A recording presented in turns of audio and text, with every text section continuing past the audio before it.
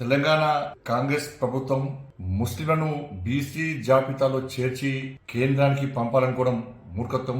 దీని ద్వారా ఒరిగేది ఏమీ లేదు. దీన్ని ఎట్టి బస్సులో ఎన్డీఏ సర్కార్ పక్కా వ్యతిరేకిస్తుంది. భారతీయ జనతా పార్టీ మొదటి నుంచి కూడా మతపరమైన రిజర్వేషన్లను వ్యతిరేకిస్తూ వస్తున్నది. ఇది తెలిసి కూడా కాంగ్రెస్ పార్టీ ఇలా కేంద్రం మీద నెట్టాలని చూస్తున్నది.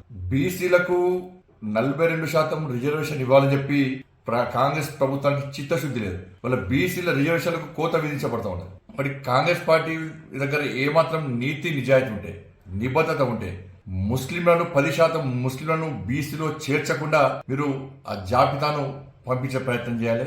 లేకుంటే హిందూ సమాజం, ముఖ్యంగా బీసీ సమాజం కాంగ్రెస్ పార్టీని క్షమించదు.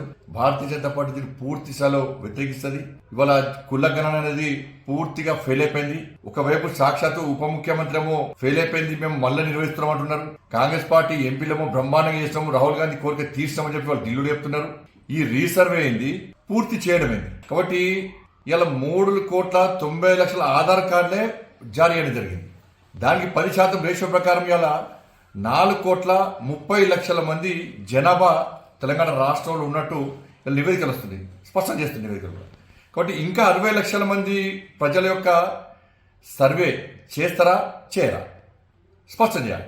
కాబట్టి వీటితో పాటు భారతీయ జనతా పార్టీ మొదటి నుంచి కూడా వ్యతిరేకిస్తున్న, మతపరమైన వ్యతిరేకిస్తున్నారు. కాబట్టి దీన్ని ఎట్టి బస్సులో ఒప్పుకునే ప్రసక్తి లేదు.